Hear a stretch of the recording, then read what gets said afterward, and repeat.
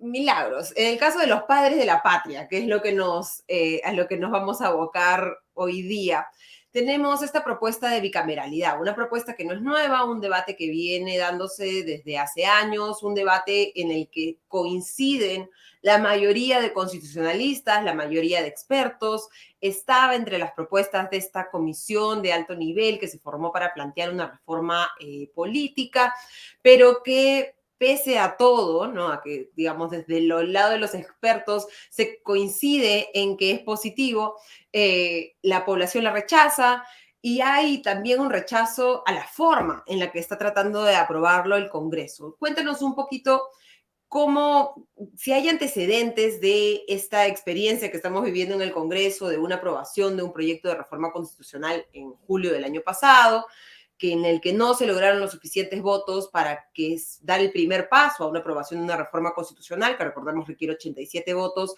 para aprobarse nuevamente con 87 votos en la siguiente legislatura y poder aprobarse directamente por el Congreso sin necesidad de ser ratificada en un referéndum. Una reconsideración que se ha demorado un largo plazo, que se vuelve a votar y cuando no se vuelven a lograr estos votos y solo se consiguen 86, se vuelve a pedir una reconsideración. ¿Hay algún límite a las reconsideraciones? Los congresistas pueden estar votando eternamente el mismo proyecto de ley hasta que consigan la votación soñada, o cómo regula esto nuestro régimen constitucional. A ver, voy a empezar por tratar de mostrar tres ideas que creo que son importantes antes de ir a la parte procesal. Lo primero, señalar algo que es bueno recordar, ¿no? El bicameralismo ha sido la estructura básica de nuestro constitucionalismo histórico. La Constitución de 1867, que tuvo corta vigencia, planteó la unicameralidad, y luego la Constitución del 93, en el marco, pues, de lo que significó esta constitución, donde hubo una campaña de desprestigio a los partidos y a los políticos, y se consideró que un Congreso unicameral y más pequeño debía funcionar mejor. Creo que la evaluación nos muestra con datos concretos que no ha sido así, y justamente porque pareciera que la unicameralidad no está funcionando, es que se habla de reforma y del retorno a un sistema bicameral. Esto, sin embargo, se ha planteado prácticamente desde los pocos años que comenzó a funcionar el unicameralismo. Yo he encontrado proyectos incluso del periodo de 1995 al 2000, pero el debate más en serio se da a partir del 2001, cuando Valentín Paniagua conforma la Comisión de Bases para la Reforma Constitucional, integrado por una serie de abogados constitucionalistas, expertos muy destacados, y donde proponen justamente un Congreso bicameral, y señalan algo como retornar al bicameralismo histórico, ¿no? Y en ese caso se plantearon 150 diputados y 50 senadores. Plantearon que los senadores se elijan por circunscripción nacional y los diputados más bien por circunscripciones electorales más pequeñas. Esto se ratificó en el Acuerdo Nacional. Recordarás que por esas épocas se constituyó el Acuerdo Nacional, en el que tenían participación distintas instituciones de la sociedad civil y partidos políticos. Y en el 2004 un acuerdo fue: retornemos a la bicameralidad. Lo que ocurrió es que pocos meses más tarde, en este esfuerzo de reforma que impulsó Henry Pease desde la Comisión de Constitución, se votó, se planteó el tema del bicameralismo, se votó y nuevamente quedó muy cercano, digamos, fueron 74 votos, suficientes para ir a referéndum, insuficientes para lograr hacerlo en 2 legislaturas, y no se sometió a referéndum porque se presentó una reconsideración. En el 2009 se vuelve a plantear el tema, distinto periodo, ¿de acuerdo? Ya estábamos durante el gobierno aprista y se aprueba por 69 votos. Nuevamente nos encontramos frente a una reconsideración que se evaluó durante el periodo y no se volvió a plantear. 2013, nuevamente, la Comisión de Constitución aprueba un dictamen en el que nuevamente se dice que los senadores irían por circunscripción nacional, ya serían 60 y 130 elegidos por departamentos. El dictamen, sin embargo, nunca llegó a votación. En el 2018 se presentaron varios proyectos, o sea, el número de proyectos que se han ido presentando en el Congreso para reformar la Constitución ya pasaron de medio centenar, ¿de acuerdo? Y allí sí hubo el referéndum, pero recordemos que en el marco de estas tensiones que terminaron en la disolución del Congreso, pues hubo una distorsión que fue planteada porque se reguló la cuestión de confianza y se plantearon algunos temas que el presidente Vizcarra consideró inadecuados. Se hizo una campaña para evitar que se pueda votar por el... Ratificar en el referéndum, sí. Así, Y ahí recordamos todos que la convocatoria de Vizcarra era 3 sí y un no, ¿no? Y el no a la bicameralidad. Exactamente. Luego quiero hablar de uno de esos CIS que también han ocasionado muchos problemas. Pero bueno, para concluir esta parte, lo que diría es que 2019, Comisión de Reforma Política, a pesar del referéndum y haciendo una explicación legal, lo que propusimos allí es que era necesario el retorno a la bicameralidad. Y se explicó todas las razones. El periodo siguiente... no, perdón, en el Congreso se intentó votar este tema, en el periodo siguiente, hace pocos meses, por 70 votos, se aprobó y se presentó una reconsideración y luego la historia reciente. Así es como llegamos. Lo que quiero subrayar es que entre el 95 y el 2022, ha sido una historia recurrente, el tema se ha mantenido en la agenda y siempre se ha quedado por muy poco para ir a referéndum, ¿no? Ha sido una propuesta reiterada frente al agotamiento del unicameralismo. Entonces, esto me parece que es un tema importante, ha sido respaldado por comisiones técnicas, ha sido respaldado por el Acuerdo Nacional, recientemente la Cámara de Comercio, un informe de IPAE, Coalición Ciudadana, el IPE ha escrito recientemente sobre este tema. Entonces, puede ser un tema impopular, pero cuando se conversa y se explica cuáles son las razones que deberían de llevar a cambiar el unicameralismo, justamente es un tema un poco contrafáctico, ¿no? Porque pareciera que más congresistas no deberían de elegirse y al contrario, más congresistas en un sistema bicameral puede hacer que el Congreso funcione mejor. Y puede ser que funcione mejor porque finalmente de lo que se trata es de mejorar la representación, la deliberación y finalmente creo que también con ello el control. Entonces, son temas que resultan esenciales para el fortalecimiento de nuestra democracia. Termino esta parte diciendo que en verdad se reforma o se plantean reformas cuando hay insatisfacción respecto del funcionamiento de un sistema o de una institución. En cuanto a la reconsideración, es un mecanismo procesal, ¿no? Dentro del Congreso vemos que el recurso de reconsideración a lo largo de todos estos años ha estado presente y sí, no hay un plazo para verse y efectivamente la reconsideración es lo que su nombre dice, es un mecanismo por el cual los congresistas vuelven a poner en la agenda un tema como en este caso la bicameralidad. Se utiliza también para corregir algunos errores o algunas precisiones en algunos casos, pero en este caso concreto es regresar el tema a la agenda.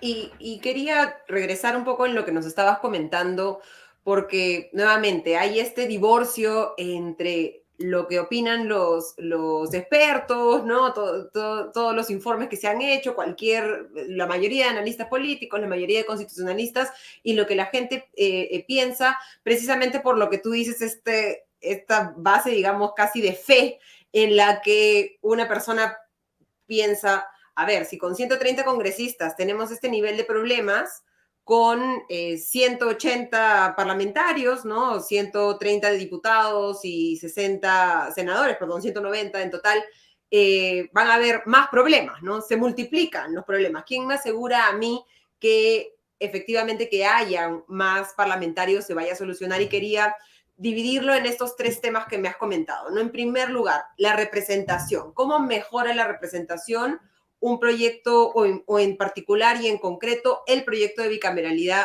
que está evaluando el Congreso en este momento?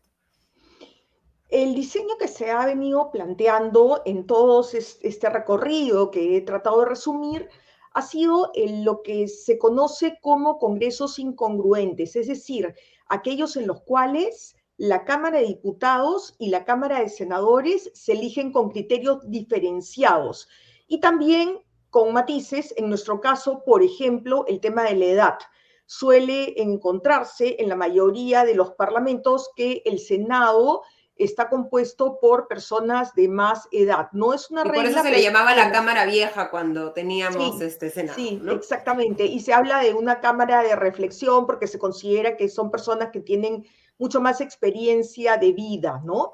Y, Uh-huh. y creo que también este criterio nos lleva a pensar que diputados responde más a un criterio poblacional, ¿no? Y a circunscripciones como las conocemos hoy por departamentos, pero como señaló y explicó la Comisión de Reforma Política y también Fernando Tuesta lo ha graficado, se trata de buscar circunscripciones más pequeñas, idealmente de 5 o 6 personas, ¿no? Escaños, y que haya una delimitación a través de unir provincias o departamentos, ¿no? Más bien, en el caso del Senado, lo que se ha planteado es que sea una circunscripción nacional que tenga una visión de conjunto. Frente a esto, la crítica recurrente ha sido, entonces va a ser un Senado limeño. En verdad, yo Uh-huh. creo que es una crítica un poco injustificada porque Lima tiene 1/3 de los electores. Entonces, el partido que solamente pues nomine a limeños no va a conseguir los votos de 2/3. Ese es un punto que es necesario más bien mirar, que se busque a liderazgos de todo el país. Pero para garantizar esto, se ha planteado también en el informe de reforma política y en el dictamen que he visto actualmente, que una parte de los senadores se elija en razón de 1 por departamento y el resto con criterio más bien poblacional. En otro momento se pensó diseñar para estos efectos macroregiones y se puede establecer. Ese es un tema en verdad que yo creería que no tiene que definirlo la Constitución, ¿no? Y así es como se planteó en el informe de la Comisión de Reforma Política, que se defina más bien criterios más generales y que una ley orgánica establezca los criterios o los precise, ¿no? Creo Uh-huh. que señalar, por ejemplo, que se trata de circunscripciones de 4, 5 o 6 escaños para la Cámara Baja funcionaría bien. Esto se condice con un tema que creo que es esencial. La población ha venido creciendo y el número de congresistas no, más bien se redujo desde los 90. Si nosotros miramos la ratio de electores o población en el caso peruano y los países de la región, nos damos cuenta que el Congreso peruano es bastante reducido. Un congresista puede estar representando a 194.000 electores en promedio y vemos que en otros países de la región 74.000, 80.000, en el caso de Chile, Paraguay, Argentina, ¿no? Nosotros estamos solo por debajo de Brasil y Brasil ya tiene un congreso numéricamente grande. Esto contribuiría a que los congresistas tengan al momento de votar una mirada diferenciada, la mirada de quienes son elegidos por circunscripciones más pequeñas en diputados y una mirada más nacional. Añadido a eso, se solucionaría el problema de la subrepresentación que tenemos hoy. Yo decía que la ratio de electores por congresistas es de 194.000, pero en el caso de Lima es 229.000, en el caso de Cusco 205.000, y más bien en el caso de Tumbes o Moquegua está por debajo de 100.000. Entonces vemos que estos departamentos están subrepresentados y no es posible pues solucionar ese problema si no se incrementa el número de congresistas. Esas son las razones que llevan a pensar que hay criterios de representación que contribuirían a fortalecer, digamos, esta función también importantísima del Congreso, ¿no? Y hablábamos de requisitos, ¿no? Lo que se está planteando es que en el caso de los diputados se tenga que ser peruano de nacimiento, haber cumplido 25 años y gozar de derecho de sufragio, la mayoría de peruanos mayores de 25 años, y en el caso de los de los senadores, ser peruano de nacimiento, haber cumplido 45 años o haber sido congresista o diputado y gozar del derecho de sufragio, ¿no? Nos preguntan qué requisito sería como mínimo para ser senadores y diputados. Hay, digamos, si le preguntamos a la gente diría, la mayoría, que quisiera más requisitos, ¿no? Que impidan que gente con antecedentes penales pueda presentarse al Congreso o con investigaciones abiertas o sentencias. ¿Qué les dirías a aquellos que consideran que debería elevarse la valla para ser padre de la patria? En realidad no puedo más que coincidir con la necesidad de que la política logre atraer personas, hombres y mujeres con vocación y con un ánimo de mantenerse en la política para hacer una carrera política. En el Perú no hay carreras políticas. No, hay Aquí muchos surge un sueldos, hay, ¿no? tema, aquí surge un tema que nuevamente también es contrafáctico y creo que es necesario plantearlo abiertamente. El hecho de que no haya reelección parlamentaria inmediata ha sido la peor contrarreforma que podamos haber aprobado y es un daño permanente hacia el sistema político en su conjunto. Es muy difícil para quienes quieren hacer vía política y tener una función política, digamos, que dejen sus actividades por 5 años y después retornen al mundo laboral y después vuelvan a entrar a la política. Esto no existe en otros Los países, incentivos salvo, son, claro, los así es un incentivos no son incentivo saludables, ¿no? perverso, ¿no? Uh-huh. Solo Costa Rica lo prohíbe. Nosotros tradicionalmente hemos tenido reelección parlamentaria inmediata y fíjense, lo que hemos tenido más bien es renovación, porque más del 80% se renovaba y en promedio solo 20% se ejercía. Pero ¿saben qué? El incentivo estaba puesto y no hay mejor incentivo para los parlamentarios que saber que van a ser evaluados al final del periodo por los propios electores y eso genera un comportamiento diferente. Es el mejor incentivo para una buena gestión, tener la idea de que se puede ser reelecto. De paso, diría que son los electores los que definen, de manera que la reelección es solo un tema en el sistema que permite incentivo para los políticos y al mismo tiempo decisión que termina tomando los electores. Pero hasta la Comisión de Venecia, en un informe emitido sobre reelección parlamentaria, señalan que es positivo para el sistema porque los congresistas expertos están en mejores condiciones de ejercer un control político más eficaz. Entonces, creo que este es un punto que deberíamos de pensarlo conjuntamente con lo que tú has señalado de los requisitos. A ver, reelección me parece que es un tema fundamental en el sistema político. Pero que ya Los de alguna últimos, manera está incorporada en esta reforma, dado que al permitir, al decir que los senadores pueden haber sido o deben haber sido diputados o congresistas si son menores de 35 años, se abre la puerta para que los congresistas actuales puedan postular a un eventual Senado. ¿Cómo queda ese artículo adicional, ¿no? El 90A, que se incorporó en nuestra legislación para decir que los parlamentarios no pueden ser reelegidos para un nuevo periodo de manera inmediata en el mismo cargo? ¿Los Yo actuales creería que congresistas pueden debería postular a derogarse. la Cámara de Diputados o la Cámara de Senadores? Sí, entiendo que eso es una carrera política ascendente, ¿no? Pero Ujú, Roberto Ramírez del Villar, eh, eh, según lo que escriben y comentan, él tenía vocación de diputado y no quería ser senador.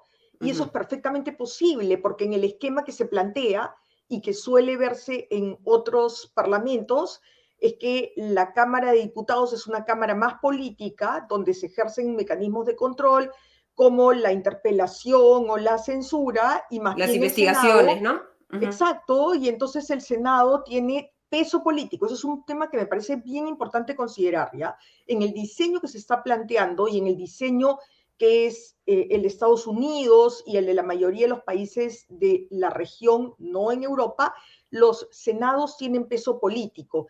Y entonces, pero son funciones diferenciadas, ¿no?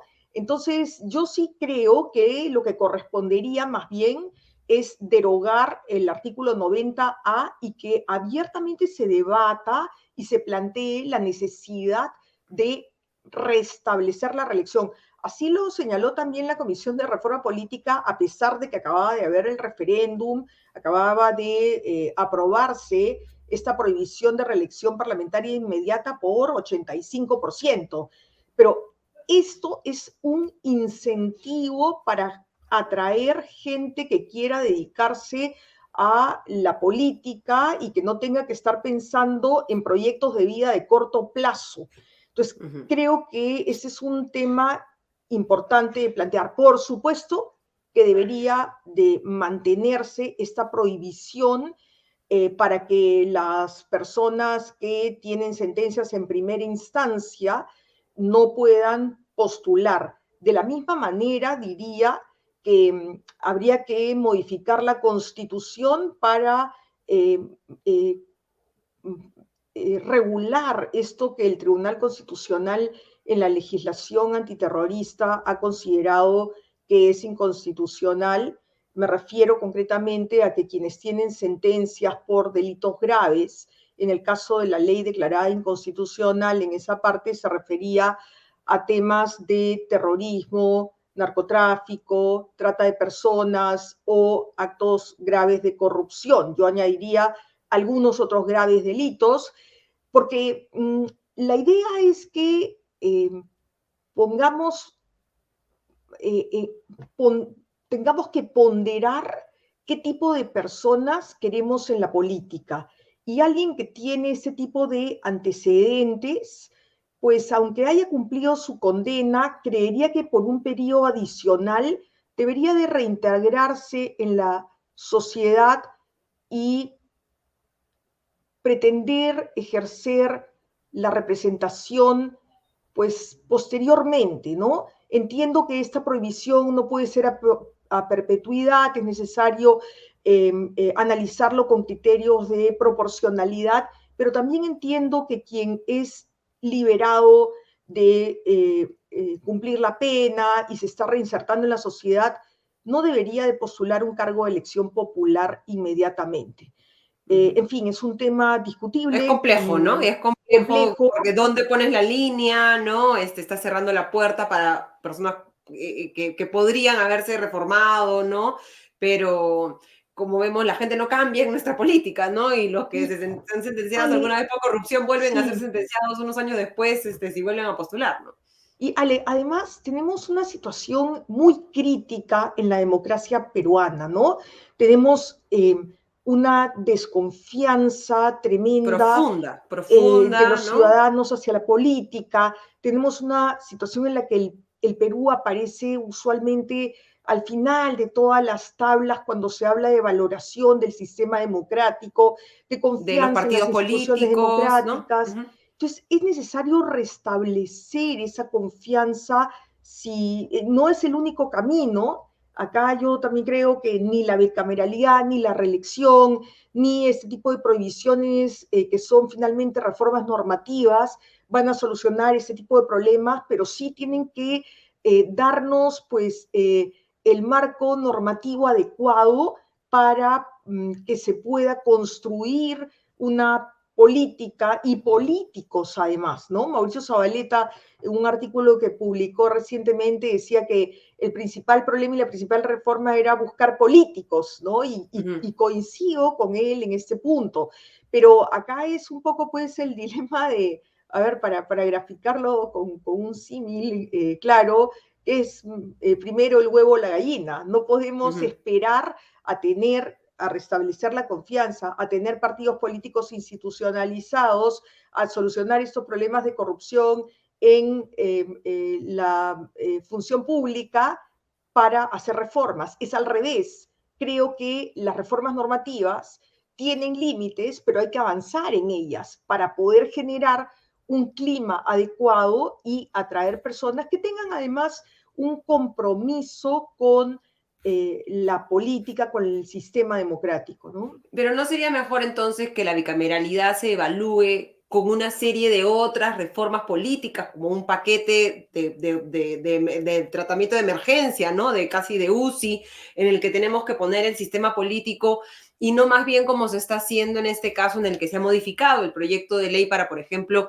incluir el hecho de que si es que se aprueba como está definido o lo que se votó la semana pasada, ya el Consejo de Ministros no tenga que pedir cuestión de confianza cuando el presidente del Consejo de Ministros tenga que pedir cuestión de confianza, reduciendo, digamos, los espacios posibles en los que el Congreso pueda negarle la confianza al Ejecutivo y por lo tanto pueda buscar esta bala de plata a la que nos hemos estado acostumbrando últimamente. No debería haber un debate más amplio sobre cuáles son todas las otras reformas que tenemos que hacer. Entiendo que es bueno empezar por algún lado, pero tal vez si se viera como, hablando de requisitos y etcétera, podría haber menos rechazo a una propuesta como la bicameralidad. A ver, hay una definición popular sobre la política como el arte de lo posible, ¿no? Y creo que hacia eso tenemos que encaminarnos. A veces no es posible hacer las cosas de la manera ideal. Quiero decir que en el caso del voto de confianza obligatorio, la Constitución del 79 señalaba que debía producirse el debate del nuevo gabinete en el Congreso y explícitamente señalaba que no se votaba, que no daba lugar a voto. Recordemos que es la Constitución del 79 la que incorpora por primera vez en nuestro sistema la disolución constitucional del Congreso, concretamente de la Cámara de Diputados, y con varios candados que la Constitución del 93 no recoge.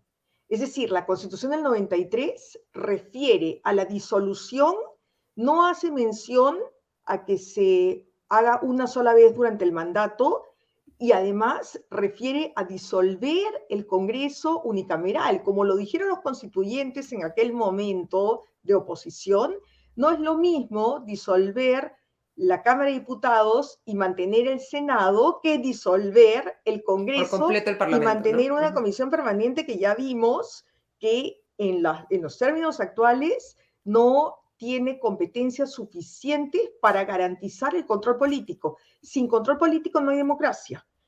Y entonces creo que ese es un tema muy importante porque si bien podemos discutir si hubo autocontrol o no, la situación es que la Comisión Permanente no está en condiciones de realizar un control político eficaz, ¿de acuerdo? Claro. Dicho esto, a mí me parece que plantear la eliminación del voto de confianza obligatorio es adecuado. Además, ya había un dictamen sobre ese tema que se había planteado y se había debatido en el Pleno del Congreso. Eso también fue una propuesta de la Comisión de Bases del 2001 y de la Comisión de Reforma Política, por una razón que creo que es importante tener en cuenta más allá de los antecedentes en el Perú. Es un voto que termina dándose a un gabinete que se encuentra en funciones. Es un voto que viene incorporado a nuestro presidencialismo de los regímenes parlamentarios. En Inglaterra, Alemania, Italia o España, es lógico este voto porque no hay ejecutivo. En regímenes parlamentarios solo se elige al Congreso y el Congreso forma al Ejecutivo. En nuestro presidencialismo, cuando se elige al presidente, también se eligió al Congreso. El presidente elige al gabinete y cuando va a socializar el plan, para empezar el plan es del presidente, porque es el presidente el jefe de Estado y jefe de gobierno. Va al gabinete para socializarlo y pide un voto de confianza que no es investidura propiamente, aunque se le llame así en el reglamento del Congreso, la Constitución no refiere a investidura, porque ese gabinete ya está investido, está en funciones, no va a ratificar ningún acto. César Delgado Embes refiere que es una condición resolutoria, pero creo que en verdad lo que tenemos que pensar es que más bien en el contexto que hemos visto, pues se pueden generar situaciones como la que ocurrió con Pedro Cateriano o como la que ocurrió con Ana Jara, a quien tuvo que regresar 3 veces al Congreso para que se vote la confianza porque el Congreso no había formado opinión y eso podría durar, pues, no sé, los 5 años de gobierno y generar una inestabilidad mayor. Mi impresión es que esta institución ha sido importada y que no termina de acomodarse en nuestro sistema. Yo mantendría el debate y eliminaría este voto de confianza que es ajeno a los presidencialismos. Entonces, no me parece mal que se incorpore un tema que viene siendo debatido, como digo, desde hace años. Incluso Claro. Valentín Paniagua en la Comisión de Constitución planteó este tema cuando se debatía la reforma de la Constitución, ¿no? Me parece que es importante porque tampoco ha mostrado que tenga verdaderos efectos. Es decir, cuando el gabinete va, el Congreso suele darle el voto de confianza porque no quiere que se contabilice esa negación de voto para disolver, que por otro lado también plantearía, eso no está en el dictamen, pero cada día estoy más convencida de la necesidad de eliminar la disolución del Congreso y más bien colocar la renovación por mitades en la Cámara de Diputados. Creo que esto dejaría el tema de la cuestión de confianza y la posibilidad de instrumentalizar la cuestión de confianza para lograr el efecto que habilite la disolución del Congreso. ¿No? Y en esta, casi para ir terminando en esta, ya nos hemos acostumbrado a ver la política como una especie de partido de fútbol, ¿no? En el que tenemos a 2 equipos enfrentados, cada uno está tratando de mejorar su alineación, ¿no? Encontrar la mejor estrategia posible. Hablamos de este mayor peso político del Congreso, que también le permitiría la bicameralidad. Hay otras reformas que deberíamos estar evaluando para mejorar esos contrapesos entre el Poder Ejecutivo y el Legislativo y no continuar la situación en la que estamos ahora, en la que si hay una situación en la que el Congreso decide sumar los votos para vacar un presidente por incapacidad moral permanente, en la práctica se puede dar. Desde el Ejecutivo, o sea, mirando al Congreso ya vemos un poco las reformas y los cambios que se tendrían que hacer. Mirando al Ejecutivo, qué cambios son urgentes en ese balance y qué posibilidades hay de que un Congreso, nuevamente, en este contexto casi deportivo en el que están peleando todo el tiempo, puedan aprobar algo que pueda, digamos, equilibrar un poco más la balanza entre el Ejecutivo y el Legislativo. Empiezo señalando que la gobernabilidad democrática no va a depender del marco normativo. Necesitamos compromiso de los actores políticos para que estos checks and balances no se lleven al extremo y no sean instrumentalizados en medio de una guerra donde el escalamiento se dé a través de figuras constitucionales. Pero dicho eso, hay un tema que creo que es importante en este punto, y es que a pesar de que el Ejecutivo en el Perú tiene posibilidad de presentar iniciativas legislativas en reformas constitucionales y en prácticamente todas las materias, puede presentar proyectos con carácter de urgencia, delegación de facultades, puede dictar decretos de urgencia, no puede evitar que el Congreso apruebe legislación con la cual no está de acuerdo. Es decir, cuando observa una norma, esta puede ser insistida por mayoría absoluta de los miembros en el Congreso. Si nosotros miramos cómo funciona esto a nivel comparado, en la mayoría de los países de la región con congresos bicamerales, la mayoría es más exigente, 2/3 más o menos, ¿de acuerdo? Y entonces la legislación está como más pensada, y cuando no hay consenso entre ejecutivo y legislativo, requiere de mayorías más exigentes, ¿no? En el caso de Colombia, que tiene también un Congreso bicameral, cuando se trata de una observación que tiene carácter o que muestra indicios de inconstitucionalidad, pasa a la Corte Constitucional. Y si la Corte Constitucional dice que es inconstitucional, no se vota. Pero en cualquier caso, si ese no fuera el caso, se vota tanto en diputados como en senadores, cosa que se está planteando también en el modelo de bicameralidad, y me parece que es lo adecuado. Necesitamos que, tú, con la mirada económica que tienes de estos temas, sabes bien que cuando se cambian las reglas de juego, pues los actores políticos, económicos y los ciudadanos en general pueden generarse desconfianza, y además puede generar inseguridad jurídica, de manera tal que creo que la bicameralidad contribuye a que tengamos leyes con mayor reflexión, con mayor deliberación, y que en caso de que no haya consenso, se exijan mayorías más altas para poder aprobar una norma en la que no hay acuerdo entre ejecutivo y legislativo. Entonces, eso creo que también contribuye y fortalece en este balance de poderes el ejecutivo frente al legislativo, pero también el balance entre diputados y senadores.